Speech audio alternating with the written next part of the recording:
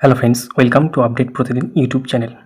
বন্ধুরা, আজকে আমি এই ভিডিওতে আপনাদের দেখাবো আপনারা কিভাবে আপনার মোবাইল থেকে দেখবেন যে আপনার বিএলও আপনার যে এসআইআর ফর্ম সেটা আপলোড করেছে কিনা। তো এর জন্য আপনাদের প্রথমে যে কাজটি করতে হবে সেটা হলো আপনাদের গুগল ক্রোমে কিন্তু চলে আসতে হবে আপনাদের মোবাইল থেকে। সেখানে গিয়ে আপনারা এই যে এখানে সার্চ বারটা দেখতে পাচ্ছেন, এই সার্চ বারে কিন্তু আপনাদের সার্চ করতে হবে। কী বলে সার্চ করতে হবে? এখানে আপনারা সার্চ করবেন voters.eci.gov.in এই বলে। এটা সার্চ করা, এটা আপনারা এখান থেকে সার্চ করবেন। আমি সার্চ করে দিয়েছি। দেখুন, এরপর আপনাদের কাছে যে পেজটা ওপেন হবে সেটা ঠিক কীরকম হবে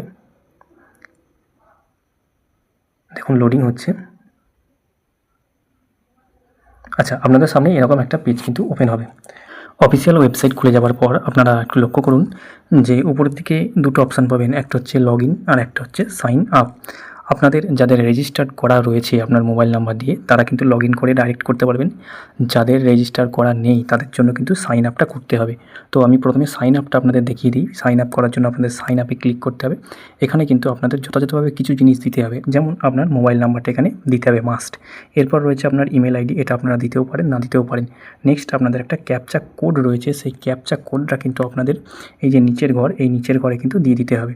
তারপরে আপনারা কন্টিনিউ বাটনে ক্লিক করবেন। কন্টিনিউ বাটনে ক্লিক করার পর আপনাদের ওখানে ফার্স্ট নেম এবং লাস্ট নেম দুটো অপশান আসবে, সেটা দিয়ে দেবেন এবং রিকোয়েস্ট ওটিপি করবেন। ওটিপিটা সাবমিট করলে কিন্তু আপনাদের রেজিস্ট্রেশন হয়ে যাবে।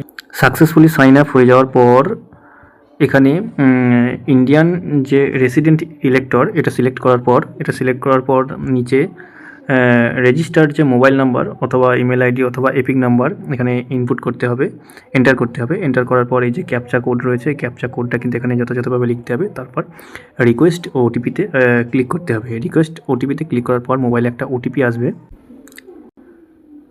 মোবাইলে আসা ওটিপিটা এই ঘরগুলোতে যথাযথভাবে পূরণ করার পর ভেরিফাই এবং লগ ইনে ক্লিক করতে হবে। ভেরিফাই এবং লগ ইনে ক্লিক করার পর সঙ্গে সঙ্গেই কিন্তু নতুন একটা পেজ ওপেন হবে।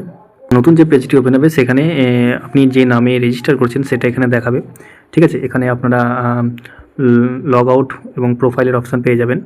তো এরপর আপনাদের যেটা করতে হবে সেটা হচ্ছে এই যে ফিল ইনুমিনেশন ফর্ম, এখানে ক্লিক করতে হবে। এখানে ক্লিক করার সঙ্গে সঙ্গে নতুন একটা পেজ ওপেন হবে। সেখানে কিন্তু আপনার যে স্টেটের নাম, সেই স্টেটের নাম কিন্তু এখানে দিতে হবে। স্টেটের নাম এখানে সিলেক্ট করার পর, স্টেট যেমন ওয়েস্ট বেঙ্গল সেটা সিলেক্ট করার পর আপনাদের যে কারেন্ট এপিক নাম্বার, সেই এপিক নাম্বারটা কিন্তু আপনাদের এখানে দিতে হবে। এপিক নাম্বারটা দেওয়ার সঙ্গে সঙ্গে এই ডান দিকে সার্চ যে বাটন রয়েছে, এই যে সার্চ বাটন, এই সার্চ বাটনে ক্লিক করতে হবে। সার্চ বাটনে ক্লিক করলে কিন্তু ডিটেলস দেখা যাবে। দেখুন, এখানে স্পষ্ট লেখা রয়েছে your form has already been submitted, for more details contact your BLO. এখানে মোবাইল নাম্বারটা আপনার দেওয়া থাকবে। আমার যে বিএলও তিনি কিন্তু আমার মোবাইল নাম্বারটা সম্ভবত দেননি, সেই জন্য এখানে মোবাইল নাম্বারটা ওঠেনি।